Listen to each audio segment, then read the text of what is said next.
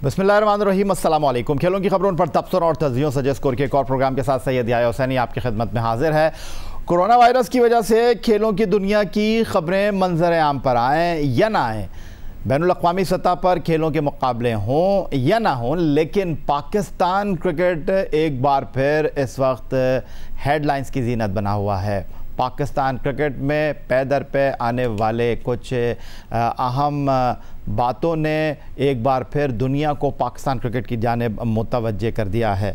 पहले उमर अकमल का मामला, जिनको 3 साल की सज़ा दी गई, उस पर तहफ़्फ़ुज़ात का इज़हार किया जा रहा है मुख्तलिफ़ हलक़ों की जानिब से कि ये कुछ ज़्यादा ही हो गया। फिर उसके बाद पाकिस्तान क्रिकेट बोर्ड के क़ानूनी मुशीर तफ़ज़्ज़ुल हैदर रिज़वी और रावलपिंडी एक्सप्रेस शुएब अख्तर अब आमने सामने है और मामला अदालत तक जा पहुँचा है। जी हाँ जनाब, पाकिस्तान क्रिकेट के हवाले से अगर हम बात करें तो गुज़रने वाले कुछ घंटे इंतहाई अहमियत के हामिल रहे हैं। पाकिस्तान क्रिकेट बोर्ड ने उमर अकमल को 3 साल की सज़ा दी, उस पर आग बगोला हो गए पाकिस्तान क्रिकेट टीम के former test fast bowler Shoaib Akhtar, और उन्होंने कहा कि पाकिस्तान क्रिकेट बोर्ड ने अपना गुस्सा निकाल दिया है उमर अकमल के ऊपर, और फिर उन्होंने पाकिस्तान क्रिकेट बोर्ड के लीगल डिपार्टमेंट को आड़े हाथों लिया। तफ़ज़्ज़ुल हैदर रिज़वी जो माजी में पाकिस्तान क्रिकेट बोर्ड के साथ वाबस्ता रहे, अब भी कानूनी मुशीर की हैसियत से खिदमत अंजाम दे रहे हैं, उनके बारे में जो अल्फाज अदा किए शुएब अख्तर ने, उस पर तफ़ज़्ज़ुल हैदर रिज़वी जो हैं उनके ख़िलाफ़ कानूनी चाराजोई करने का ऐलान कर चुके हैं। लेकिन इस तमाम सूरत हाल पर इससे कबल कि हम गुफ्तगू करें, आपको ये बताते चलें कि स्टूडियो में हमें ज्वाइन कर रहे हैं पाकिस्तान के former test fast bowler Sikandar Bakhsh साहब, जो कि हमारे साथ इस शो में मौजूद रहेंगे।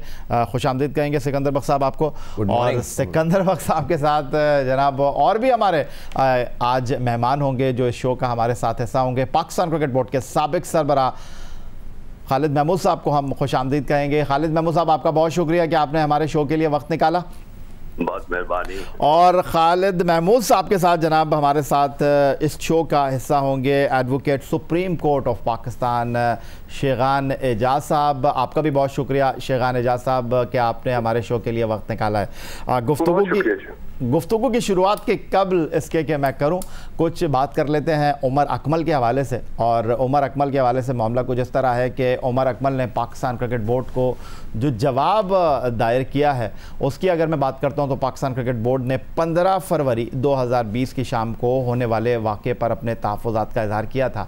और इत्तलात ये हैं कि पाकिस्तान क्रिकेट बोर्ड के chief executive officer Wasim Khan, उसके साथ कर्नल आसिफ और पाकिस्तान क्रिकेट बोर्ड के इस वक्त chief operating officer Salman Naseer और उनके साथ उस्मान वाला साहब जो है वो मुलाकात करते हैं उमर अकमल के साहब के साथ मुकामी होटल में। PSL 5 के आगाज़ पर बोर्ड के ऑफिशल्स की जानिब से मुलाकात के लिए जब उमर अकमल को बुलाया गया, आर्टिकल 1.1.4 और 4.2 के तहत बोर्ड ऑफिशल से पूरी तरह उमर अकमल कहते हैं कि उन्होंने ताउन किया, बोर्ड के तहफ़्फ़ुज़ात पर तमाम सूरत हाल से आगाह किया और बग़ैर किसी हिचकिचाहट के अपने दोनों मोबाइल फ़ोन्स भी उनके हवाले कर दिए जो अब तक उमर अकमल को नहीं मिले हैं। बोर्ड ने मुझ पर कोड ऑफ कंडक्ट की खिलाफ वर्जी करने के वो 2 चार्जेस लगाए। पहले चार्ज में पाकिस्तान क्रिकेट बोर्ड के विजिलेंस और सिक्योरिटी डिपार्टमेंट को पेशकश के बारे में आगाह करने में ताख़ीर की। पाकिस्तान क्रिकेट बोर्ड के मुताबिक इंटरव्यू में बताया गया कि मैंने दोस्त की जानिब से डिनर में शिरकत की। अपने दोस्त जिसका नाम हम यहाँ नहीं ले रहे, उमर अकमल ने बताया कि बैट्समैन को पेशकश की। PCB का पहला चार्ज, उमर अकमल ने PCB को इंटरव्यू में बताया कि वो इस मुलाकात से मुतमईन ना हुए और वो चले गए। उमर अकमल ने सारे वाक़े पर बरवक्त पाकिस्तान क्रिकेट बोर्ड को इत्तला नहीं दी। PCB चार्ज का ये जो चार्ज है वो गलत बयानी पर मबनी है और उस शख्स का नाम नहीं बताया, जबकि मुझे उसका नाम खुद भी नहीं पता।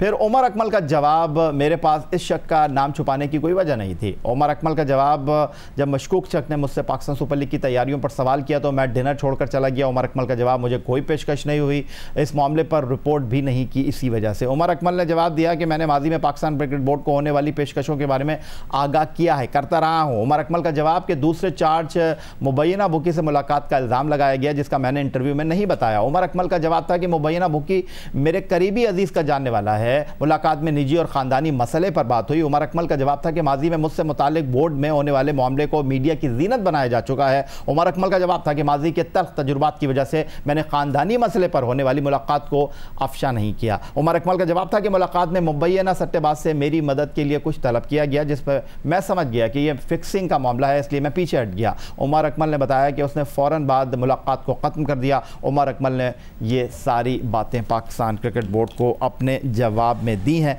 और उसके बाद उमर अकमल को 3 साल की सज़ा का सामना है। सीधा चलेंगे जनाब एडवोकेट सुप्रीम कोर्ट शेगान एजाज साहब की तरफ, जो माजी में शर्जील खान के लॉयर की हैसियत से पाकिस्तान क्रिकेट बोर्ड के साथ मुकालमा करते रहे हैं। उनसे पूछते हैं कि वो इस तमाम सूरत हाल को किस तरह देखते हैं। शेगान एजाज साहब, खुश आमदीद कहेंगे शो में आपको।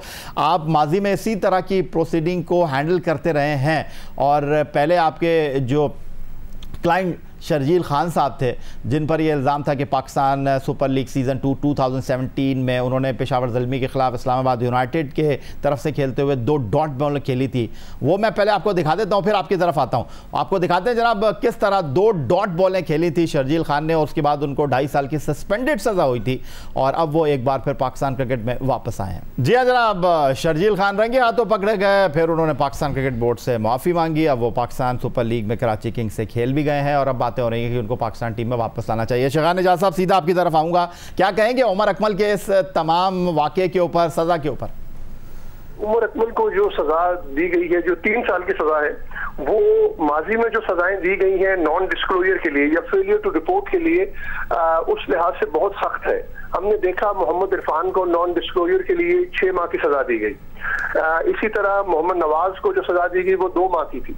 तो जो रेंज है सजा की एंटी करप्शन कोड के तहत, जो पीसीबी का एंटी करप्शन कोड है उसके तहत, वो 6 माह से सजा शुरू होती है और लाइफ बैन तक जाती है, या एग्रीड सैंक्शन के तहत जो सजा है वो इस रेंज से बाहर भी दी जा सकती है, जो नवाज के केस में हमने देखा जो सजा 6 माह से भी कम दी गई। उमर अकमल के केस के अंदर ये सजा, माजी में ऐसी कोई सजा, इतनी सख्त सजा प्लेयर्स को नहीं दी गई। ये सख्त सजा है, 3 साल की सजा।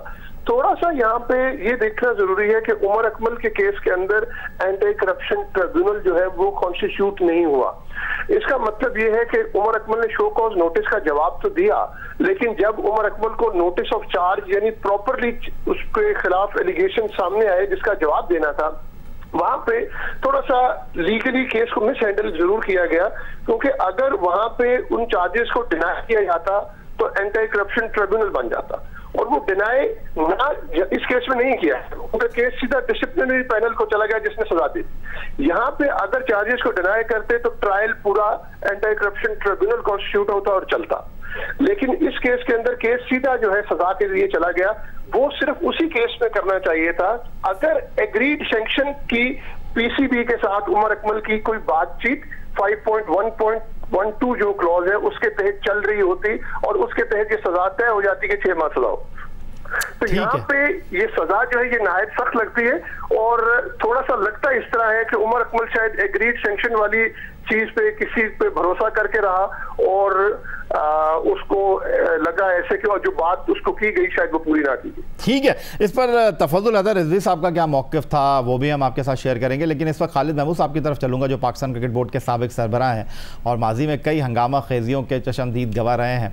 और ये भी आपको बताना ज़रूरी है, जब 1999 में 6ठा आलमी कप, 7वां आलमी कप क्रिकेट टूर्नामेंट इंग्लैंड की सरजमीन पर खेला गया था, पाकिस्तान टीम फाइनल में ऑस्ट्रेलिया से हार गई थी, तो उस टीम पर बड़े इल्ज़ामात लगे थे और उस वक्त खालिद महमूद साहब पाकिस्तान क्रिकेट बोर्ड के सरबराह थे और इसीलिए आज के इस प्रोग्राम में हमने उनको भी शामिल किया है कि खालिद महमूद साहब सिर्फ माजी में पाकिस्तान क्रिकेट बोर्ड के सरबराह नहीं रहे बल्कि कानूनी चीज़ों को भी जानते हैं, क्योंकि LLB की डिग्री आपके पास है। खालिद महमूद साहब, आपने शेगान एजाज साहब की गुफ्तगू सुनी, सिकंदर बख्श साहब भी अपना हिस्सा डालने के लिए यहाँ बैठे हुए हैं, लेकिन पहले मैं आपको इस गुफ्तगू का हिस्सा बनाना चाहूँगा। जी, मैंने आपके प्रोग्राम की जो इब्तदाई सारी बातें हैं वो मैं सुन चुका हूँ। मैं हमारे जो फासिल दोस्त वकील साहब इसमें शामिल हैं उनसे मुत्तफिक हूँ कि ये केस कुछ मिस हैंडल हुआ है। उमर अकमल की जानिब से भी मेरा ख्याल है उसको सही कानूनी रास्ते नहीं दी गई, सही मशावरत नहीं हुई और उसने जब रस्मी तौर पर उस पर नोटिस किया गया तो उस वक्त ने उसका जवाब नहीं दिया और लिहाजा वो ट्रिब्यूनल ने इस हद तक बात ठीक है। और बज़ाहिर देखा है तो किसी केस में 2 महीने सजा, किसी में 6 महीने सजा, तो इसमें 3 साल की सजा। तो इस लिहाज से तो इसमें कोई शख्स नहीं कि सजा बहुत ज्यादा लगती है, लेकिन एक बात फिर भी मद्देनजर रहनी चाहिए। अब इस केस में तफसीली फैसला जो था, जो भी कमेटी या जो कॉम्पिटेंट लोग से तरफ से कोई फैसला नहीं आया। कुछ ना कुछ बाहर कुछ स्पीकिंग ऑर्डर तो होगा, कोई चीज सामने आनी चाहिए, उसमें वो अपने दलाइल वो ये होंगे, उन्होंने भी अपनी वजूहात कुछ ना कुछ लिखी होंगी, तो वो सारी चीजें सामने आ जाए तो फिर कुछ तबसरा जो है इससे किया जा सकता है कि क्या जवाब का या बिल्कुल कोई जवाब नहीं का से ये जो है वो ज्यादा सख्त है। बिल्कुल ठीक है खालिद महमूद साहब आपने, और सिकंदर बख्श साहब आपकी बेचैनी को ख़त्म किए देते हैं, आपकी तरफ आ जाते हैं। और ये जो बात हो रही है, शेगान एजाज साहब का वसी तजुर्बा है, advocate supreme court of Pakistan है, फिर खालिद महमूद साहब का अपना तजुर्बा है, मुशाहिदा है, उसकी बुनियाद पर वो भी यही कह रहे हैं कि कुछ ज़्यादा सज़ा हो गई, क्योंकि सबसे इंपॉर्टेंट चीज़ ये फेलियर टू रिपोर्ट का मामला है। मैच फिक्सिंग में इन्वॉल्व नहीं रहे हैं उमर अकमल, और ये हमारी आपसे बात होती रही है। तो हमारे जो दो सीनियर मुअज़्ज़िज़ आज शो में मेहमान हैं, उनकी गुफ्तगू आपने सुनी, तो आप किस तरह इस तमाम सूरत हाल को देख रहे हैं? देखिए, आपने खुद कहा, एक्चुअली मैं तो एक बात पे सख्ती से बिलीव करता हूँ, और ये पिछले 15 साल से मैं ये बात कर रहा हूँ और आज फिर दोबारा रिपीट कर रहा हूँ और मरते दम तक करता रहूँगा कि जिसने क्रिकेट में करप्शन की है उसका एंट्री स्टेडियम में बंद होनी चाहिए। ये मेरा स्टैंड है और मैं आपके इस स्टैंड पर कंधे से कंधा मिलाकर आपके साथ। मगर आप जब सख्ती की बात होती है तो आप कहने लगते हैं कि बच्चे के साथ सख्ती होगी। नहीं सर, मैंने कब कहा? नहीं, आप पिछले 1-4 दिन से यही बातें हो रही हैं कि जी उसके साथ जुल्म हो गया, उसके साथ जुल्म हो गया। भाई, उससे और ज़्यादा सख्त सज़ा होनी चाहिए। मैं तो कहता हूँ, उससे आपने खुद कहा कि वो गए किसी से ख़ानदानी मसले को हल करने के लिए, कि भाई वो कौन से बहुत बड़े तारिक जमील साहब थे कि जिन वो ख़ानदानी मसले हल करेंगे, उधर उनको लगा कि ये ऑफ़र कर रहा है मुझे, तो उन्होंने जाकर, मतलब ऑफ़र तो हो गई ना, तो he was suppose to report. खैर, मैं इस बात को ख़त्म, मैं इस पर ज़्यादा नहीं पढ़ूंगा, मैं बात लोगों की बात सुन। मगर मैं एक सवाल शेगन साहब से पूछना चाह रहा हूँ, मगर ये उमर अकमल का नहीं है, शर्जील के मामले में। देखें जी, शर्जील पे ये इल्ज़ाम लगा कि उसने पैसे लिए थे। क्या आपके पीसीबी ने ये साबित कर दिया था कोर्ट के अंदर जहां आप केस लड़ रहे थे कि उसने पैसे लिए? नहीं, ये चीज साबित नहीं हुई थी, ना कोई मनी ट्रेल था, ना ये चीज कभी कोई साबित हुई कि कोई पैसे किसी ने रिसीव किए थे। नहीं, बिल्कुल साबित नहीं, मगर फिर भी उसको सजा होगी। ये चीज साबित बिल्कुल। अच्छा, दूसरा सवाल मेरा आपसे ये है कि ये मुझे बताइए कि अगर मैं सलीम मलिक की तरफ जाता हूँ, आप वकील हैं बहुत बड़े सुप्रीम कोर्ट के, अगर सलीम मलिक का केस खुलता है, पुराने केसेस आते हैं, तो उनमें क्या दोबारा सजा हो सकती है?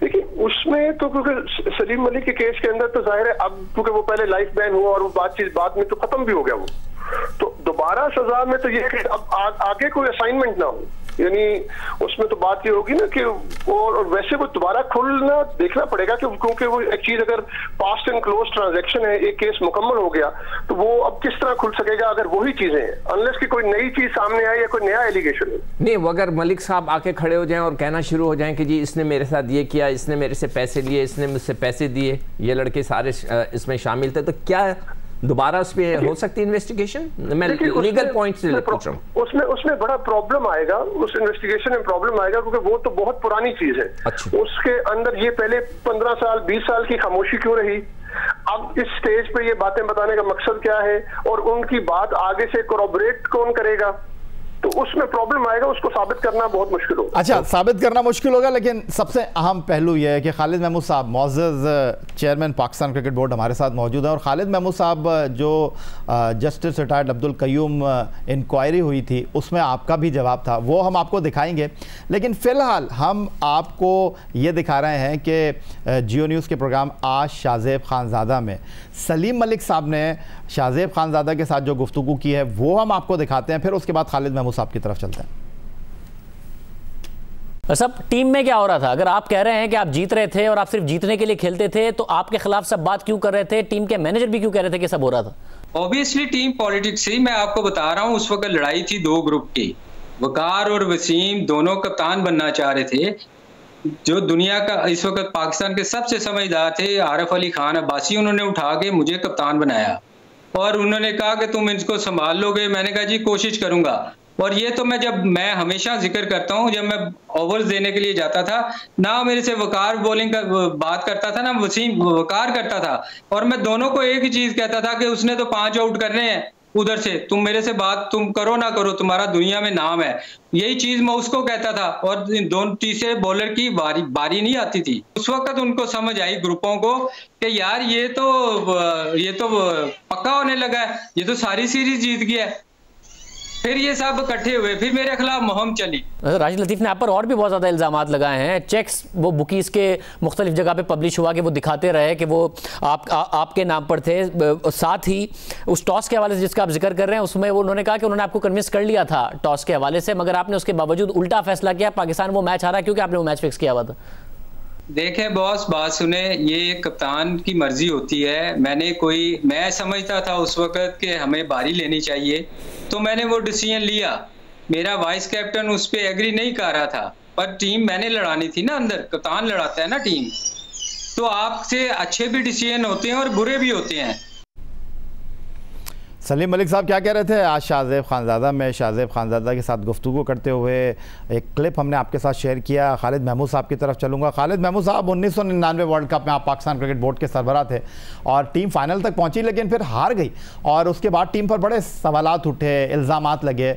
मैं उस बहस में नहीं जाना चाहूँगा, लेकिन ये जो सलीम मलिक का एक नया पिंडोरा बॉक्स खुल रहा है, जिस पर सिकंदर बख्श साहब ने शेगान एजाज साहब से सवाल किया, आप क्या कहना चाहेंगे? देखिए, ये सलीम मलिक इस वक्त जो भी कहें, मुझे नहीं पता कि वो खानज़ादा साहब ने मजीद उनसे क्या सवालात पूछे। अब ये 20-21 साल पुरानी बात है, वो जो मलिक क़य्यूम साहब वाली इंक्वायरी हुई थी, लेकिन क्या उनसे ये सवाल पूछे गए कि बाकी चीज़ें तो आप छोड़ दें, 3 या 2 ऑस्ट्रेलियन खिलाड़ी थे, एक शेन वॉर्न थे और एक टीम में थे मार्क वॉ थे। उन्होंने ये कहा था कि ये साहब हमारे पास आए और उन्होंने हमें पैसा ऑफर किया और कहा कि ये मैच आप जो है हार जाएं या जीत जाएं, जो भी चीज थी। तो वो तो इतनी अहम गवाहियां उनके खिलाफ आई थी उन प्रोसीडिंग में, जिसका कोई जवाब किसी के पास नहीं था। वो ऑस्ट्रेलियन खिलाड़ी क़य्यूम साहब के सामने पेश हुए, उन्होंने ये गवाही दी। वो गवाही मैंने भी सुनी, उस वक्त मुझे बुलाया गया था। बच्चे गैर मुल्की खिलाड़ी हैं तो आप भी देख लेंगे क्या कहते हैं। वो सारा कुछ हुआ जिसका कोई जवाब सलीम मलिक साहब के पास नहीं था। इस तरह की और उनके खिलाफ गवाहियां कही आई मुख्तलिफ तरफ से, तो इसलिए उनको बैन कर दिया गया। अब उसके बाद ये अंदरूनी सियासत और वसीम अकरम ये करता था और मुख्तार यूनुस वो करता था, ये तो बिल्कुल ऐसे इजाफी सी बातें हैं जिसकी कोई अहमियत नहीं है। इस किस्म की सियासत जो होती है अक्सर और बेशतर पाकिस्तान की टीम में भी और शायद दूसरी टीमों में भी होती रही है। तो ये उससे ये नहीं होता कि वो कप्तान के खिलाफ मैच फिक्सिंग के इल्जाम लग जाए। और ये इल्जाम ये भी है कि ना वसीम अकरम ने लगाया है ना मुख्तार यूनुस ने लगाया।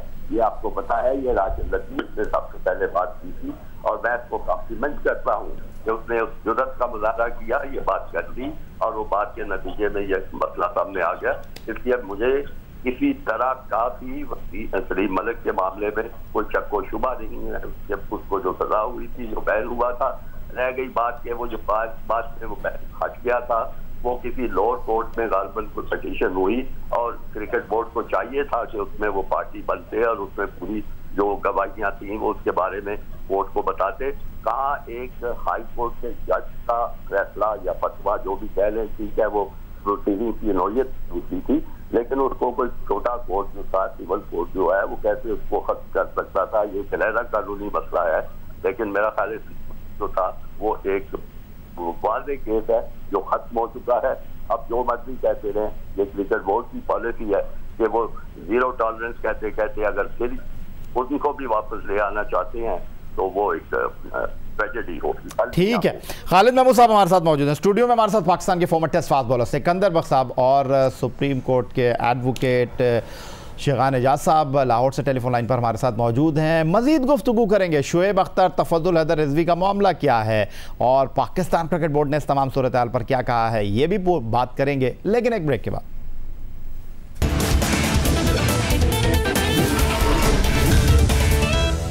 बात हो रही है जनाब पाकिस्तान क्रिकेट बोर्ड की। क्रिकेट हो या ना हो, पाकिस्तान क्रिकेट बोर्ड खबरों में रहता है, पाकिस्तान क्रिकेट टीम के खिलाड़ी खबरों में रहते हैं। और अगर मौजूदा सिनेरियो की बात करें, सलीम मलिक ने एक नया पिंडोरा बॉक्स खोला। शुएब अख्तर पाकिस्तान क्रिकेट बोर्ड के कानूनी मामलात पर बहुत ज़्यादा तहफ़्फ़ुज़ात रखते हैं। उमर अकमल का केस का अभी तफसीली फैसला आना है, तो खासी गहमा गहमी है पाकिस्तान क्रिकेट बोर्ड की सतह पर। लेकिन पाकिस्तान क्रिकेट बोर्ड के कानूनी मुशीर तफद्दुल हैदर रिजवी साहब की बात कर लेते हैं, जिन्होंने कानूनी चारा जोई के लिए अदालत का दरवाज़ा दरवाज़ा खटखटाने का फ़ैसला किया है और वजह बने हैं शुएब अख्तर साहब। रावलपिंडी एक्सप्रेस जो अपनी तेज़ गेंदों और अपने जारहाना रवैये की वजह से हमेशा मौजूद बहस रहते हैं, तफज़्ज़ुल हैदर रिजवी की जानिब से शुएब अख्तर के ख़िलाफ़ हातक इज़्ज़त का दावा दायर किया गया है और शुएब अख्तर के ख़िलाफ़ 10 करोड़ रुपए हर जाने का दावा दायर किया है। तफज़्ज़ुल हैदर रिजवी साहब का ये कहना है।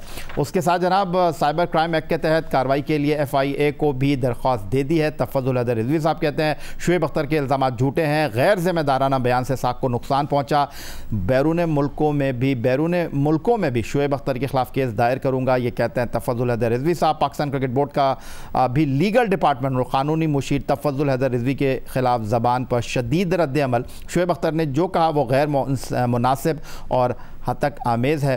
पाकिस्तान क्रिकेट बोर्ड का ये कहना है इस ज़बान को किसी भी महज़्ज़ब माशरे में नज़रअंदाज नहीं किया जा सकता। पाकिस्तान क्रिकेट बोर्ड ये कहता है तफज़्ज़ुल हैदर रिजवी ने ज़ाती हैसियत में मुक़दमा किया। पाकिस्तान क्रिकेट बोर्ड भी अपना हक़ महफूज रखता है। इस सारी सूरत हाल में ये पाकिस्तान क्रिकेट बोर्ड कहता है। असल में ये कहानी शुरू कहाँ से हुई, असल में इसकी नौबत क्यों आई, शुएब अख्तर ने क्या कहा तफज़्ज़ुल हैदर रिजवी साहब के बारे में, वो आपको दिखा देते हैं। इतनी बड़ी नालायकी पाकिस्तान क्रिकेट बोर्ड के कानून की तरफ से हुई और अगेन ये तफज़्ज़ुल रिजवी जो है ये इंतहाई दर्जे का नालायक आदमी है जिसने ओवरलुक किया, एक बाबर शाबर भी है।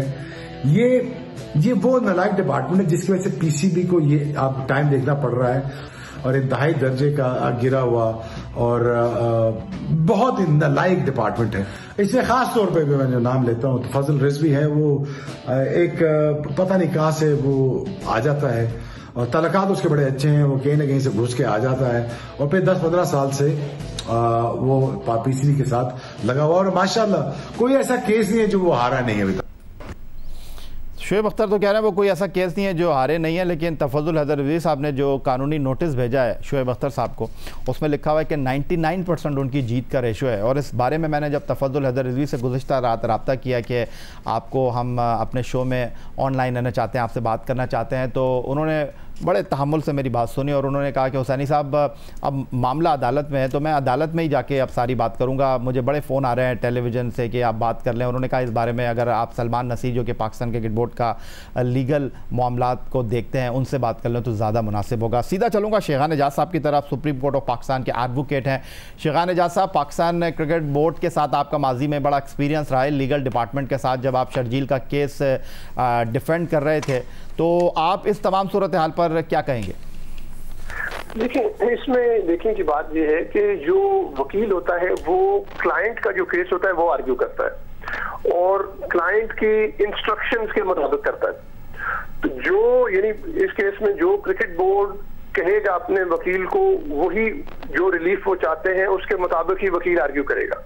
नो डाउट जो बोर्ड की पॉलिसी रही है उस पर मुझे इख्तलाफात है कि बोर्ड का जो रोल है वो पेरेंटल होना चाहिए और प्लेयर्स की रिफॉर्म्स की तरफ होना चाहिए। मैं एक थोड़ी सी बात में इस तरह करूं कि प्लेयर्स को मुकम्मल बैन कर देना चाहिए। मुकम्मल बैन तब करें जब पहले उसके लिए कानून बना लें और फिर उस कानून के मुताबिक चीज करें। अच्छा, जो ये सारा मामला रहा है, मैंने शर्जील के केस में भी बोर्ड से वास्ता रहा, उसके अलावा भी रोज जो BOG के मेंबर्स का आपस में डिस्प्यूट था चेयरमैन के साथ, उसमें भी मैंने कुछ मेंबर्स को रिप्रेजेंट किया। बाकी भी काफी इनके साथ केसेस तकरीबन हर दूसरे दिन इनके साथ होता रहा। तो ये तो कहना, देखिए मुझे इस तरह की उनकी जात के हवाले से तो कोई शिकायत नहीं। मैं ये समझता हूँ कि ये जो रवैया है, जो वकील का काम है वो है क्लाइंट का केस लड़ना। हाँ, वकील को उस केस में इमोशनल नहीं होना चाहिए, ये मैं समझता हूँ, और वकील को अपने इमोशंस को साइड पर रख के क्लाइंट का जो केस है क्लाइंट की इंस्ट्रक्शन के मुताबिक वो लड़ना चाहिए। तो ये जो सारा मामला है ये बड़ी ही अनप्लेजेंट सिचुएशन बनी है और ये आइडियली स्पीकिंग इस तरह की सूरत हाल नहीं बननी चाहिए। ठीक है, लेकिन इससे पहले कि मैं खालिद महमूद साहब की तरफ चलूँ, सिकंदर बख्श साहब आपके लिए भी बड़ा इंपॉर्टेंट है ये, क्योंकि पाकिस्तान क्रिकेट बोर्ड ने जो कहा है कि जनाब जो ज़बान इस्तेमाल की है किसी महज़्ज़ब माशरे में उसको नज़रअंदाज नहीं किया जा सकता। बिल्कुल, इसमें कोई दो राय नहीं है। और जब आप गुफ्तगू करें तो तहज़ीब तमद्दुन का जो दायरा है उसको क्रॉस नहीं करना चाहिए, तहज़ीब तमद्दुन को मलूज़ खाते रखना चाहिए, इसमें कोई दो राय नहीं है। लेकिन सबसे इंपॉर्टेंट बात यह है कि एक साल पहले 2019 में जब पाकिस्तान वर्ल्ड कप खेल रहा था, सरफराज अहमद पाकिस्तान टीम के कप्तान थे, तो शुएब अख्तर साहब ने सरफराज अहमद साहब के बारे में क्या कहा था, ज़रा वो भी आपको दिखा देते हैं। एक तो मुझे जब वो टॉस करने आया, इतना पेट उसका निकला हुआ, इतना मोटा उसका मुंह। Is the first captain that I have seen was unfit. ये आपको शोएब अख्तर का बयान दिखाने का बुनियादी मकसद ये था कि खिलाड़ी पाकिस्तान के सफ़ीर होते हैं, और सरफराज अहमद पाकिस्तान टीम के कप्तान नहीं थे, पाकिस्तान क्रिकेट बोर्ड के कप्तान नहीं थे, वो 22 करोड़ पाकिस्तानी अवाम के कप्तान थे। और हैरानगी मुझे ये कि उस वक्त पाकिस्तान क्रिकेट बोर्ड की जानिब से कोई इस बारे में मजम्मती बयान सामने नहीं आया, कोई जवाब नहीं दिया गया। खालिद महमूद साहब एक्स चेयरमैन यहाँ पर हमारे साथ मौजूद हैं, सिकंदर बख्श साहब यहाँ पर मौजूद हैं। सिकंदर बख्श साहब, पहले आपको शामिल कर लेते हैं, फिर खालिद महमूद साहब की तरफ चलेंगे।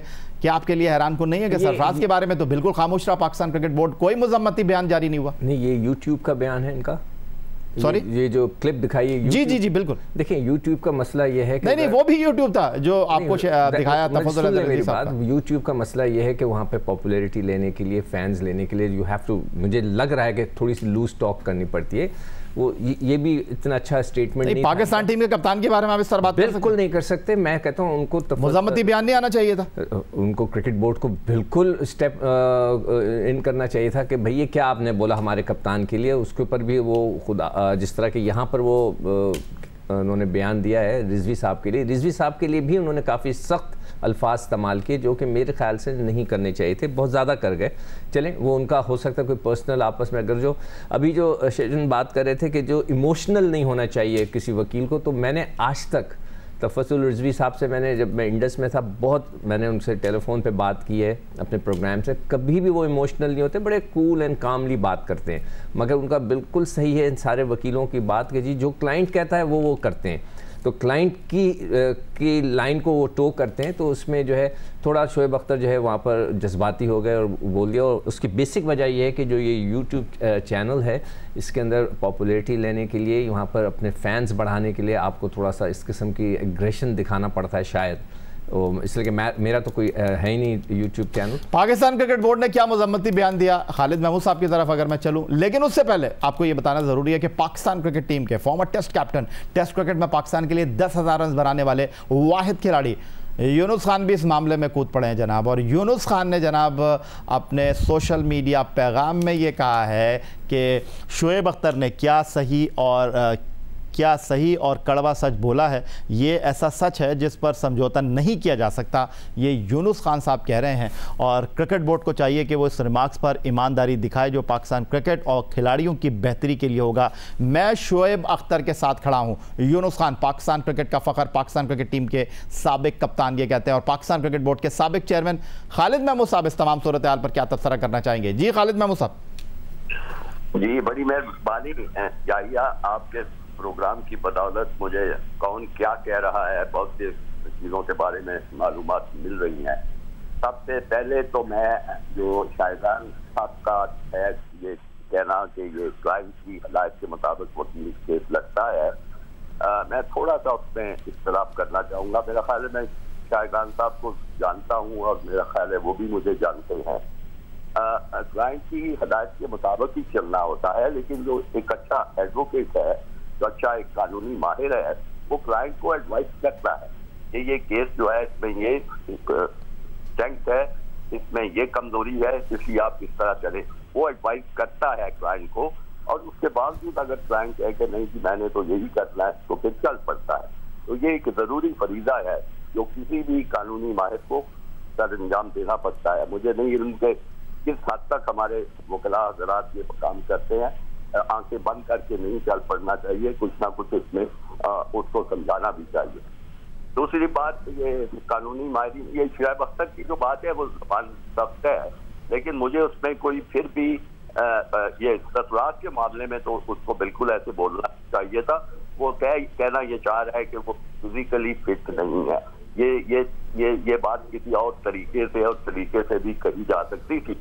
जिस तरह पेट के बारे में और मुंह के बारे में गुफ्तगू करना पाकिस्तान के कप्तान की, आप ठीक कह रहे हैं, वो 22 करोड़ लोगों का कप्तान था, तो ये गुफ्तगू जेब नहीं देती, उनको बेहतर जुबान इस्तेमाल करनी चाहिए। ठीक है खालिद महमूद साहब, आप हमारे साथ रहेंगे, आपका जवाब मैं मुकम्मल करूंगा, लेकिन एक ब्रेक लूंगा और ब्रेक से वापस लौटूंगा तो सिकंदर बख्श साहब भी हमारे साथ होंगे, शेगान एजाज साहब भी हमारे साथ होंगे और आपका जवाब मुकम्मल करेंगे एक ब्रेक के बाद।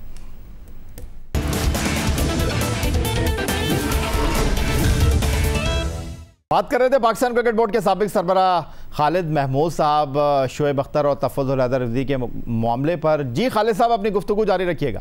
जी, मैं अर्ज कर रहा था कि शोएब अख्तर ने जो कुछ अफराद के बारे में कहा वो गैर मुनासिब अल्फाज थे। फिजिकल फिटनेस के बारे में अब बेहतर अंदाज में गुफ्तगू हो सकती थी।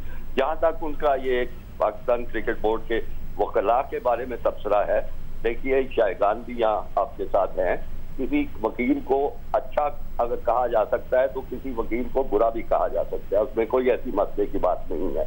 आप तारीफ कर सकते हैं वकील की, आप उसमें नुक्स भी निकाल सकते हैं कि वो नहीं है। बाकी रह गया कि ये उनका यहाँ होना, मैं 72-73 से क्रिकेट बोर्ड से वाबस्ता हूँ मुख्तलिफ हैसियतों में।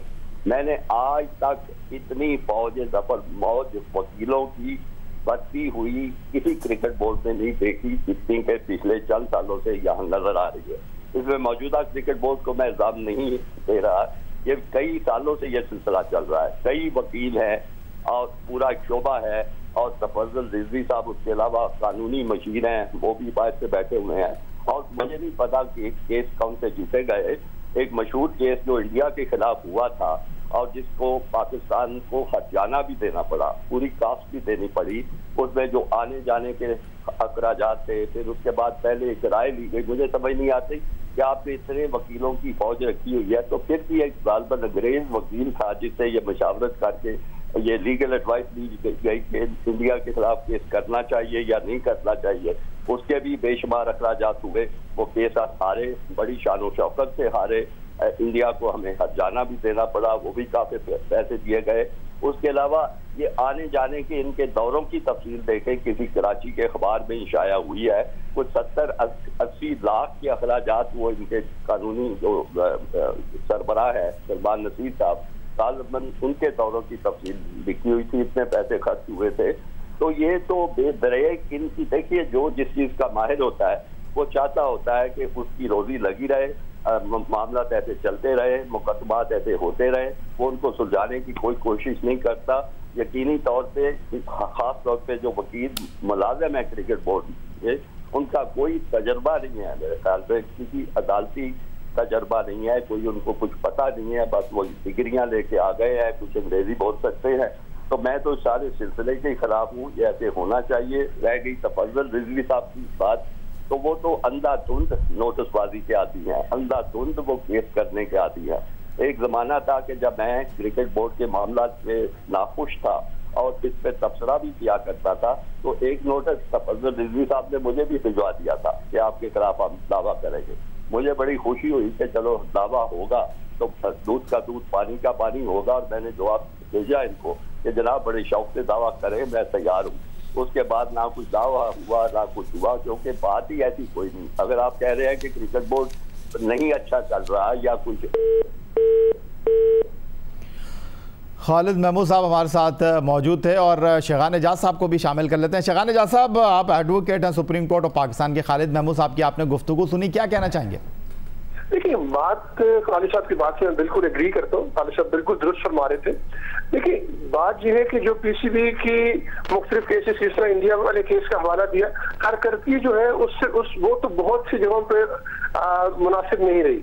और जो लीगल डिपार्टमेंट का रोल, देखिए पॉलिसी लेवल पर तो इख्तिलाफ मुझे बिल्कुल है। देखिए, वो रोल तो होना चाहिए कि प्लेयर्स फॉर्म करना है और प्लेयर्स को रोकना है। और जाहिर है आगे जो बयान मैंने सुना, जो शोएब अख्तर का बयान है, जो किसी की कॉम्पिटेंस पे कहना, देखिए वो सही या गलत हो सकता है, लेकिन वो हर बंदे की अपनी राय अपने तजर्बे के मुताबिक किसी के बारे में नहीं। अब जहां तक खत्ते की इज्जत की बात है, तो इसमें जाहिर है डिफेंस अगर लेना हो तो अगर तो शोएब अख्तर जो है ये वो समझते हैं कि ये बात सच है, ये ट्रुथ है, तो फिर उनका डिफेंस हो सकता है। अगर वो समझते हैं कि ये फेयर कमेंट है, यानी ये उनका ओपिनियन है, जो ये फॉर्म उन्होंने किया है और उसकी कोई बेसिस है, तो वो एक चीज हो सकती है। बाकी जो जिस तरह उन्होंने कहा कि बोर्ड के पास बहुत बिल्कुल उनका एक लीगल डिपार्टमेंट है और उधर काफी वकील हैं, और ये देखना, देखिए लीगल डिपार्टमेंट की परफॉर्मेंस को इवेल्युएट करने के लिए तो उनके तमाम केसेस को देखना पड़ेगा कि उनके केसेस में उनका रिजल्ट क्या रहा है। तो बाकी जो चीजें मैं तो समझता हूँ, जिस तरह खालिद साहब ने कहा कि वकील जो है एडवाइस करता है क्लाइंट को, बिल्कुल दुरुस्त कहा। वकील क्लाइंट को एडवाइस करता है और बताता है कि इसमें हम ये कर सकते हैं या ये कर सकते हैं या इसमें ये ऑप्शन भी है, और फिर जो क्लाइंट के साथ चीज तय होती है उसके मुताबिक वो रास्ता इख्तियार किया जाता है। तो अगेन वकील क्लाइंट की मर्जी के बगैर कुछ चीज नहीं करता। ठीक है, फाइनली क्या कहना चाहेंगे सिकंदर बख्श साहब? आपने खालिद महमूद साहब की गुफ्तगू सुनी, शेगान एजाज साहब की गुफ्तगू सुनी, और शेगान एजाज साहब ने पहले इख्तिलाफ किया, बाद में वो chairman Pakistan cricket board farmer से इत्तेफाक करते हैं कि उनकी बात में वजन है। आप क्या कहेंगे? नहीं, देखिए ये दोनों का एक पर्सनल मैटर है, जिसमें मैं समझता हूँ शोएब अख्तर ने एक बड़ा ज़बरदस्त किस्म का बाउंसर करा दिया, तो साथ में नो बॉल भी कर दी है।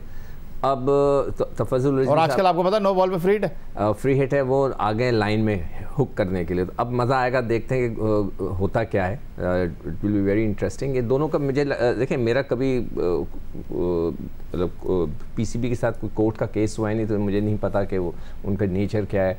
और शोएब अख्तर का उनके साथ हो चुका है, यूनुस खान, अफरीदी वगैरह का, तो वो उनको समझते हैं ज़्यादा बेहतर कि क्या उनके नेचर थी, उन्होंने उनके साथ क्या किया। तो उनका ये पर्सनल मैटर है, it's nothing to do with everyone.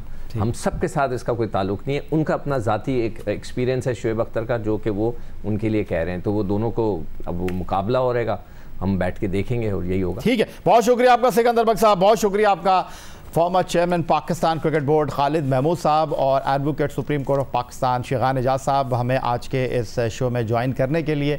और हमारे आज के पैनलिस्ट की गुफ्तगू आपने सुनी, उमर अकमल का मामला हो, पाकिस्तान क्रिकेट बोर्ड के कानूनी मुशीर तफज़ुल हैदर रिजवी वर्सेस शोएब अख्तर का मामला हो, इस पर आज इस प्रोग्राम में आपने जो कुछ देखा, जो कुछ सुना, उस हवाले से आप अपनी राय का इज़हार कर सकते हैं। हमारा फेसबुक पेज score.geo-news, और आप मुझे ट्विटर पर फॉलो कर सकते हैं, और हमारा ईमेल एड्रेस है score@geo.tv। इस दुआ, इस उम्मीद, इस तवक्को के साथ कि पाकिस्तान में खेल और खिलाड़ी तरक्की करते रहें, सैयद याह्या हुसैनी को स्कोर की पूरी टीम के साथ अपने आज के मुअज़्ज़ज़ मेहमानों की हमरा इजाज़त दीजिए। अल्लाह हाफ़िज़।